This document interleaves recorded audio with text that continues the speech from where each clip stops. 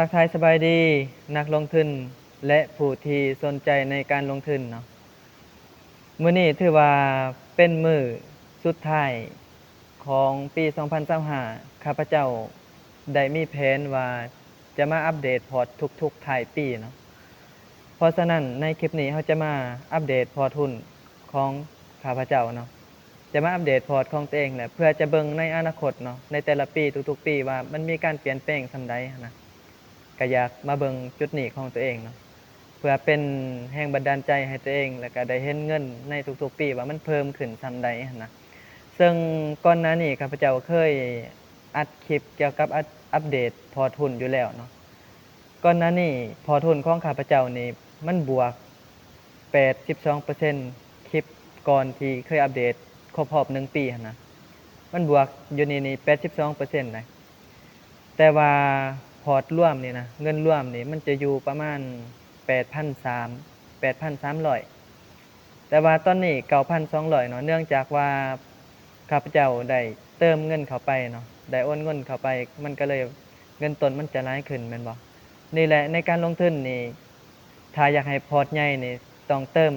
เรื่อยๆเนาะผู้ใดเติมหลายก็ผู้นั้นแม่นพอร์ตใหญ่ไว้แม่นบ่ถ้าสิต้องการให้ผลตอบแทนให้มันใหญ่นี่ตัวนี้มันจะเป็นไปได้ยากเนาะเช่นตอนนี้คือของข้าพเจ้านี่ครบรอบ1ปีมันบวกเปอร์เซ็นต์ได้ 82% แม่นบ่คลิปล่าสุดนี่นะแต่ว่าตอนนี้ผ่านมาปีปลายเลยมันยังลงมา 79% สังเกตเบิ่งกราฟก็ได้ทุกคนกราฟตอนนี้จากที่มันเคยขึ้นพอร์ตของข้าพเจ้านี่จากที่มันเคยขึ้น10,000 เหรียญเนาะจากที่มันเคยขึ้น10,000 เหรียญนี่เห็นบ่ 112% เนาะตัวนี้ข้าพเจ้าเคยเห็นมันขึ้น 117% จากที่มันเคยขึ้น10,000 เหรียญแต่ว่าตอนนี้มันอยู่ที่ 9,200 เนาะเนื่องจากว่าหุ้นมันลงเนาะหุ้นที่ข้าพเจ้าถือนะมันลงมันก็เลยว่าตกลงมาเนาะทุกคนสังเกตเบิ่งแต่ว่าบ่เป็นหยังเนาะเพราะว่ามันยังชนะ S&P 500ชนะ NASDAQ อยู่นี่พอร์ตของข้าพเจ้าเคยขึ้น 1,300 เห็นบ่ทุกคน 1,300 เหรียญมันเคยขึ้นแต่ว่าตอนนี้ยังเหลืออยู่ 9,000 เนาะลงมาจนว่า1,000ปลายแม่นบ่เพราะฉะนั้นขอคิดตัวนี้ก็คือการที่เฮาถือหุ้นยาวนี่นะเฮาต้องรับให้มันได้เนาะเฮาบ่ต้องกังวลว่ามันจะลงหรือว่ามันจะขึ้นหั้นนะเฮาต้องรับในส่วนนี้ให้มันได้แน่นอนอยู่แล้วหุ้นมันมีขึ้นมีลงหั่นนะอนาคตมันอาจจะขึ้นหลายกว่า 10,000 ก็เป็นไปได้เนาะมันขึ้นกับหุ้นเฮาบริษัทที่เฮาถือว่าเขาเฮ็ดผลประกอบการดีบ่หั่นนะนี่แหละในการถือหุ้นยาวเฮาต้องรับความเสี่ยงจุดนี้ให้มันได้ถ้าว่าเฮารับบ่ได้เฮาก็ต้องขายเนาะเมื่อมันขึ้นตามที่เฮาพอใจแล้วเฮาก็ต้องขายเนาะเช่นของข้าพเจ้านี่เคยขึ้น110ปลายเปอร์เซ็นต์ตอนนี้ยังเหลือ79เห็นบ่ในที่นี้เฮาบ่ฮู้ว่ามันจะขึ้นมื้อใดมันจะลงมื้อใดหั้นนะเพราะว่าเฮาบ่ได้เก่งขนาดนั้นฮะแต่ว่าโดยความที่เฮาบ่เก่งเฮาก็อาศัยการถือยาวเอาหั้นนะก็เลยว่ารับความเสี่ยงจุดนี้ได้เนาะอันนี้แม่นกราฟของข้าพเจ้าสีเขียวก็ถือว่าเคยขึ้นจุดสูงสุดจุดนี้เนาะ100ปลายเปอร์เซ็นต์นี่100%จะอยู่จุดนี้ตอนนี้ยังเหลืออยู่79เนาะเฮามาเบิ่งพอร์ตตอนนี้กำไร 3,200 เนาะแทบสิซ้ำเก่ากับตอนคลิปล่าสุดที่ข้าพเจ้าอัปเดตพอร์ตครบรอบ1ปีนะทุกคนตอนนั้นน่าจะแม่น 3,400 ถ้าชื่อบ่ผิดเนาะ 3,400 แต่ว่าตอนนี้ผ่านมาปีปลายแล้วยัง3,200 อยู่เห็นบ่ลดลงโดยซ้ำทั้งที่เติมเงินเข้าอีกเนาะเนื่องจากว่าตอนนั้นหั่นหุ้นถือว่าขึ้นสูงแรงเนาะมันก็เลยได้กำไรหลายแต่ว่าตอนนี้หุ้นมันตกลงมาหลายเติบเนาะหลังจากที่แล้วนี่นะแล้วก็วันจันทร์วันอังคารนี่มันก็ลงมาเนาะมันก็เลยว่าลงมาต่ำกว่าตอนครบรอบ1ปีปันผลก็บ่มีเพราะว่าข้าพเจ้าบ่ได้ซื้อหุ้นปันผลเนาะเงินสดตอนนี้ยังเหลือ3เหรียญตัวนี้บ่ได้ใช้ดอกเอาไว้บาดเฮาอยากขายหุ้นบ่เพราะว่ามันจะมีหุ้นที่เฮาตั้งใจอยู่แล้วว่าเฮาบ่ได้อ่าตั้งใจว่าจะถือยาวนะอันนี้แม่นโดยรวมเนาะเฮามาเบิ่งพอร์ตของข้าพเจ้าซะว่าถือหุ้นอีหยังแหน่เนาะตอนนี้ข้าพเจ้าได้กำไรจากหุ้นนี่นะ RKOB หรือว่า Rocket Lab นี่ถือว่าหลายกว่าหมู่เนาะค่าเฉลี่ยของข้าพเจ้านี่28เนาะแต่ก่อนค่าเฉลี่ยต่ำกว่า28ได้แต่ว่า ข้าพเจ้าเติมเรื่อยๆเนาะหมายความว่าเฮาซื้อหุ้นเรื่อยๆนะขึ้นมาตามแนวรับเนาะเฮาซื้อค่าเฉลี่ยมันก็เพิ่มขึ้นเนาะจากค่าเฉลี่ย10ปลายตอนนี้ยังเหลือ28เนาะขึ้นมาเป็น28ถ้าเฮาซื้ออีกค่าเฉลี่ยตัวนี้แน่นอนอยู่แล้วมันจะเพิ่มขึ้นเรื่อยๆเนาะข้าพเจ้ากำไรหุ้นนี่ถือว่าหลายเติบเนาะ1,660เหรียญแต่ว่าหลายสมควรเนาะเทียบเป็นเงินเฮาประมาณ30กว่าเนาะ30กว่าล้านกำไรได้บ่เทียบกับทุนเนาะคันทุนกับกำไรรวมกันนี่2,800อันนี้ต้นทุนที่ข้าพเจ้าลงทุนเนาะตอนนี้บริษัทนี้ถือว่าบวก100ปลายเปอร์เซ็นต์ให้ข้าพเจ้าได้สังเกตเบิ่งต้นทุนของข้าพเจ้านี่ 1,100 เนาะแต่ว่าข้าพเจ้ากำไรนี่ 1,600 แสดงว่ามันบวก100ปลายเปอร์เซ็นต์เนาะผลที่2นี่ก็ถือว่าเป็นNvidia เนาะคลิปที่ข้าพเจ้าลงอัปเดตพอร์ตครบรอบ1ปีนี่ Nvidia จะเป็นแม่ทัพแต่ว่ามื้อนี้เนาะครบรอบปีป้ายว่าซั่นซะท้ายปี2025เนาะ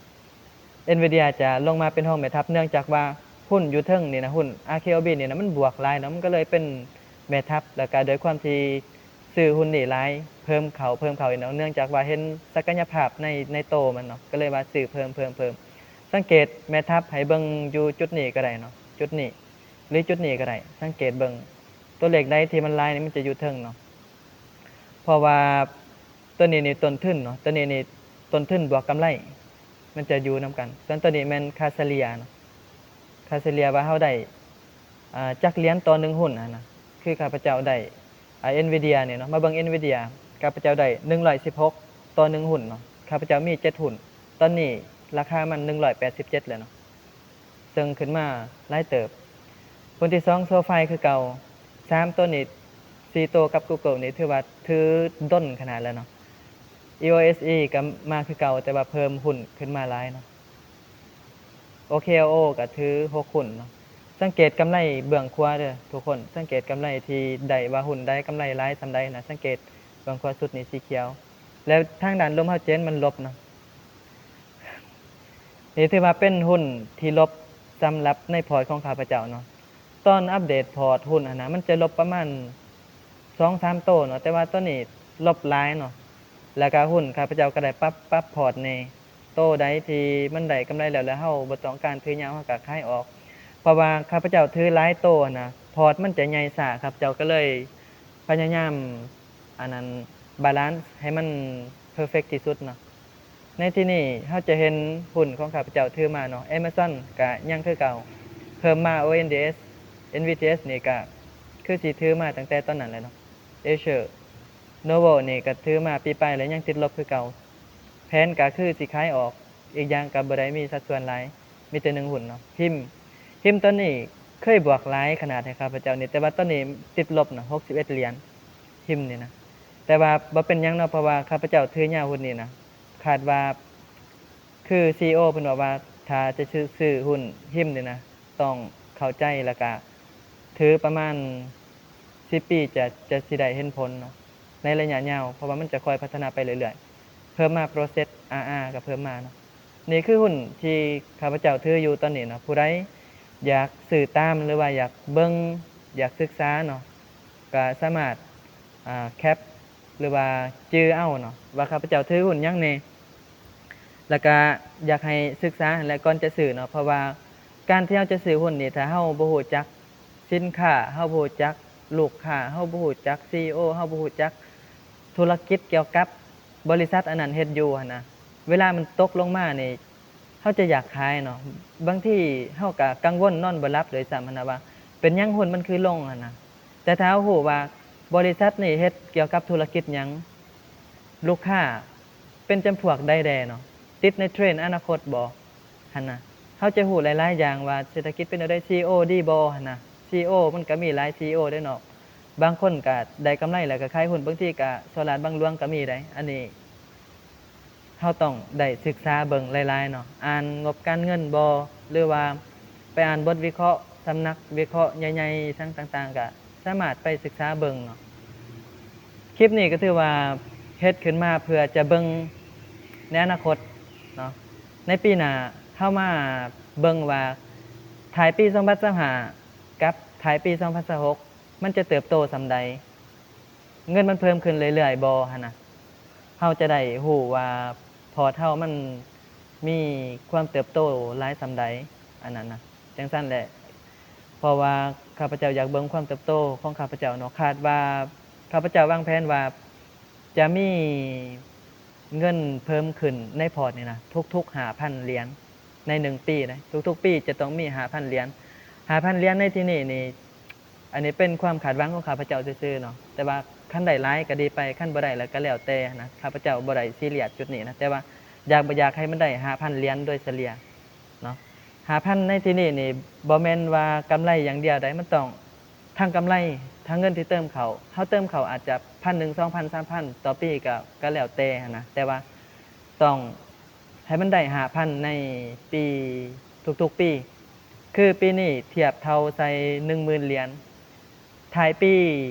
2026ข้าพเจ้าจะมาอัปเดตอยากบ่อยากพอร์ตให้มันได้ 15,000 หรือว่า 15,000 เหรียญอันนี้แม่นเป้าหมายของข้าพเจ้าเนาะสังเกตพอร์ตตอนนี้ก็ถือว่าติดลบหลายเนาะแต่ละมื้อเพราะว่าคือมื้อวันจันทร์นี่ก็ติดลบหลายติดลบหุ้นมันก็ลงหั้นนะจากบวก80ปลายตอนนั้นเห็น80ปลายมื้อนี้ก็ยังเหลืออยู่79หั้นนะถือว่าเป็นข่าวๆเนาะทุกคน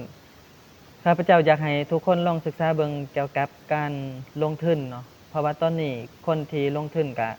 ในประเทศเฮาก็เริ่มหลายขึ้นเนาะแล้วก็ตามที่เบิ่งในช่องเฮาก็เริ่มจะมีคนสนใจหลายขึ้นเนาะอาจจะเติบโตเทื่อละหน่อยแต่ว่าข้าพเจ้าสังเกตเบิ่งว่าคนเบิ่งหลายขึ้นแสดงว่าในประเทศเฮานี่มีคนสนใจเพิ่มขึ้นเรื่อยๆเนาะเอาคลิปนี้ก็ถือว่าเป็นคลิปที่อัปเดตพอร์ตมื้อสุดท้ายของปีเนาะทุกคนมีแต่อัปเดตอีกเทื่อนึงก็คือสิท้ายปี2026ทุกคนเอาพอกันคลิปหน้าต่อๆไปเนาะขอขอบใจเนาะ